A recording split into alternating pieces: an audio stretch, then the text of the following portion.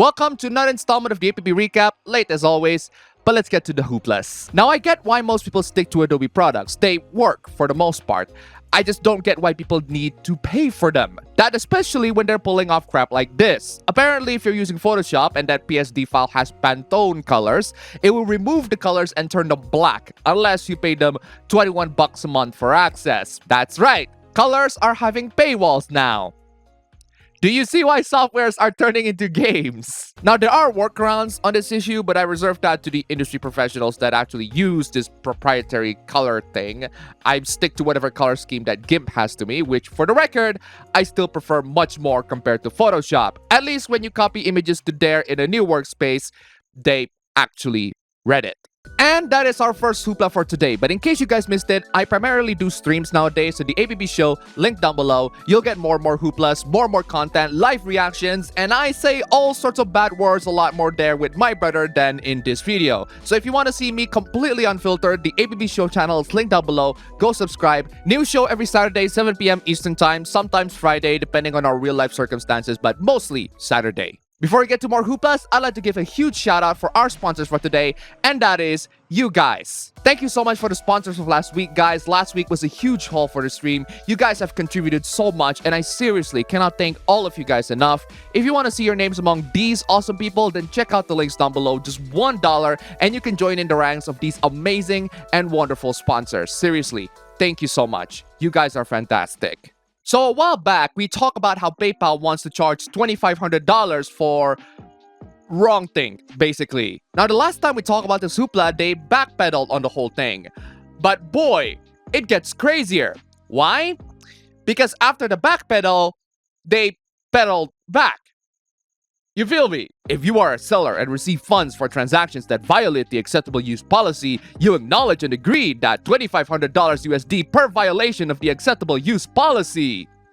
Yep, that is still there. Now, apparently this whole thing only applies to US PayPal account. That's still no excuse for outright charging people $2,500 for violating a company's policy. I'm really hoping that this is something that they don't do, but after a couple of reports from people having their PayPal accounts completely blocked for stupid reasons, I wouldn't be surprised if they're applying this mentality. The newest Call of Duty Modern Warfare 2 came out with a surprisingly positive reception. For the most part, at least. There are loads and loads of complaints on bugs and glitches and crashes, which is to be expected with first day releases at least. I mean, all of this progress on next generation gaming is all wasted if AAA game companies can't have their games finished on day one. Either that or they're too lazy to implement them. But regardless of your opinion on the game, one thing that is factual is that this game is still ridiculously large. The game will eat your SSDs or hard drives as it's more than 100 gigabytes. I mean, that's quite a lot of storage space and not a lot of people can afford that many. And that's why I buy physical. When I buy physical, at least I get most of the game and the updates aren't that big. I don't have to download the whole game again, right? Right? Well, if you pop in your copy of Modern Warfare 2, what you're going to get is a disc containing about 72 megabytes worth of nothing. That's right, nothing. The game is way too big for a single Blu-ray disc, which can only contain 50 gigabytes. I guess they can have more discs? So at this point, Modern Warfare 2 might as well be digital only. So if the servers went out or the game got pulled off of the stores, you're screwed. Money wasted. Bye-bye. Great product, Activision Blizzard. Whew, this one is quite the finding for last week. People who identify as gamers are more likely to be racist and sexist. Study finds. A new study that was released last Wednesday revealed that people who identify as gamers are more likely to exhibit extreme behaviors such as racism or sexism. But just those two? So that means they're not bigoted to LGBT people then. Dude, could you be more gay? The whole thing was taken from a study that examined about 300 American video gamers. 300. You want to talk about gamers as a whole and your sample size is 300? Pump those numbers up. Those are rookie numbers in this racket. Gamer communities represent a double-edged sword. On the one hand, they may provide a sense of connection and purpose for individuals who suffer from loneliness and insecurity. On the other hand, they may expose gamers to hateful speech and social toxicity that can increase the accessibility to extremist propaganda. So basically, they're like, every community on the internet ever. I'm frustrated that the human race is doomed. The researchers said to not read too heavily into the study and say that the topic of video games have long been sensationalized by the media and that she worries her research will be taken out of context. Well, it's nice to know that we don't have to read too heavily into the study and examine them even further to, highlight the flaws in them. Though, to be fair, you don't need to read too deep to know why it's flawed. Meet the Incel Gimmick account. He wants you to think that his girlfriend is super hot. Okay? Why do you need to inform us that? Well, if you ask me, there are many reasons why he would do it. The most obvious one is he gets constantly mocked for having an ugly girlfriend, or worse, not having a girlfriend at all. Well, sorry to say this, but if you post something on the internet under the assumption that people would agree with you, you're wrong. People will always disagree with you, especially in regards to someone's physical attractiveness. And just saying you don't want another guy to tell you that your girlfriend is hot. I mean, it can be a compliment, but it can also mean, your girlfriend fits my standards, I wanna bang her. If you got a girlfriend on the internet, that's great. But just remember, the word incel is like the word boomer. Just because you're technically not one, doesn't mean that you don't have the mindset. There are many reasons why a lot of people in this world wants to stay anonymous when they're browsing the World Wide Web. Annoying people like this is one of them. You're not brave for whatever you say or do behind an Anon account. Maybe you're right, you might be smart, you could be interesting, but you'll never be brave until you show your name, face, and location. Yeah, I'm playing this. Bravery is by far the kindest word for stupidity, don't you think? Brave is a subjective point of view, so if you think that exposing your anonymity is brave, that's great. But in the landscape of the internet, sacrificing your anonymity on the internet is like throwing away the Mjolnir on a world where monsters try to kill you. Supernatural? Poor sex workers. No one really can take them seriously. I mean, how can we take sex workers seriously when they flaunt their private parts to everyone and manipulate Sims into donating to them, and also manipulating them into donating to a charity that they think agrees with their bigotry? No, really, that actually happened. Who knew that being a sex worker, I would be so disrespected every day, ask for free content constantly, and not taken seriously on dates, etc. Okay, lady, do you need a rundown on why? You're willingly showing your privates to people for cash. Most people tend to protect their privates, only for their loved ones. You don't. If you ask me, you should hang out with people that take you seriously and are even willing to let you show your privates to the whole world. There are people who do accept your hobbies and gigs. It's just that they are not most people. That, or don't let what other people think affect you. Just do what you do best. Flaunting your privates. This steak right here, whew, it is something else. People of color can't fully relate to Superman or Batman as they don't represent them and haven't faced what they have faced. Wow. Apparently the concept of human empathy is non-existent to people of color. Oh, sorry, you meant fully relate, my bad. So in order for fictional characters to be relatable, the relation needs to be absolutely full. And that includes skin color. Now, my question is, why not go all the way and replace the whole character with you? I mean, that's the one way for you to fully relate to a character, right? Do you see why I think this is narcissism?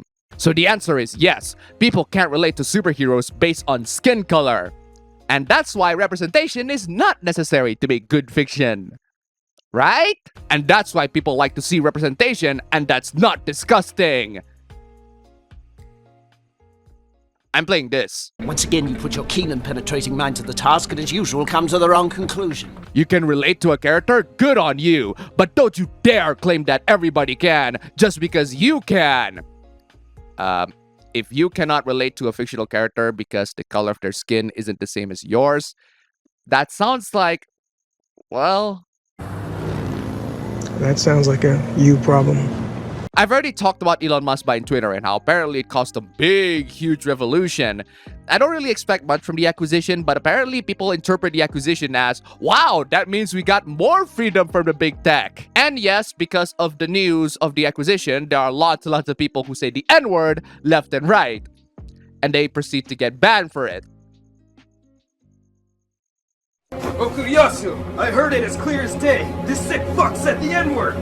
I just remembered I have a meeting at 8:30. Racist! My biggest mistake from last week was to assume that Helena Taylor is in any way a rational and intelligent person. She's not. She's actually freaking mental. So after the whole debacle when she told people to boycott Bayonetta 3 because she got paid only $4,000, a bunch of people told her that it was a load of BS and that they have receipts that she's gonna get paid more than $4,000 per session, and she got like 4 to 5 sessions too. Not only that everyone else confirmed the story, she too confirmed the story. These following tweets basically say, yes, what people said are true, and I've been lying to you all by omitting the essential facts, but I'm here to protect my reputation in this industry so that I don't get called a liar and a gold digger. And all of this after she got offered a lot more money for her role. Sorry, why were you called a gold digger and a liar again? Because you are!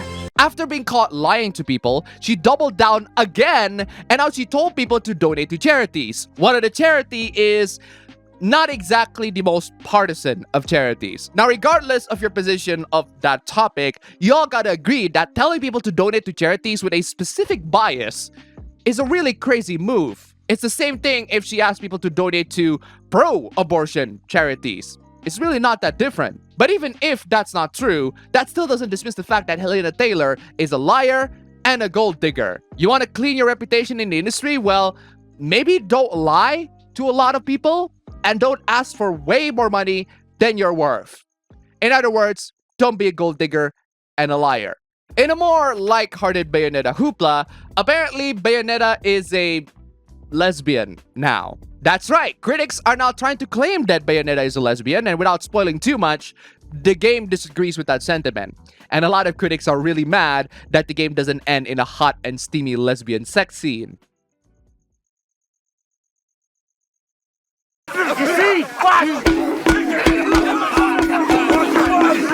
It's kind of funny that back then in 2014, Feminist Frequency said that everything about Bayonetta's design, mechanics, and characterization is created specifically for the sexual pleasure of straight male gamers, which is true. It's just that I don't see anything wrong with that. But now apparently the character has been claimed by the LGBT crowds for empowering them. I can't believe that current year progressives made me to agree with a tweet from Anita Sarkeesian of all people. But one of the tweets that I find funny is when someone said that this is just the latest of Nintendo's crime spree against the gays. Apparently, crime spree includes not making Bayonetta to be gay. Wait a minute. Three Houses is like several other characters that are bisexual? Why do you have to trash Bernie specifically? Making Daisy less mean in Mario Strikers? How is that a crime? And finally, Adam Malkovich from Metroid Other M. Okay, that one I agree. It's a crime against everybody. You gotta feel bad for Tencent. Oh no, wait, you shouldn't. Don't trust China. China is asshole. It's a massive Chinese company that runs video games in favor of monetization bullcrap. But due to the Chinese government's crackdowns on video games and the whole pandemic thing, Tencent stocks have dropped so low that a freaking booze firm is worth more money. I mean, to be fair, booze is quite the fix for a lot of the world's issues today, so maybe a lot of people have moved on from the predatory businesses of the video game industry to the predatory businesses of the alcohol industry. At least it serves a purpose? And that's all for the recaps today, guys. Thank you so much for joining in the recap. You guys are absolutely fantastic. If you want to see more of these recaps, don't forget to like and subscribe and support me through any means you like. Links down below. Thank you so much for watching, and I will see you all in the next one.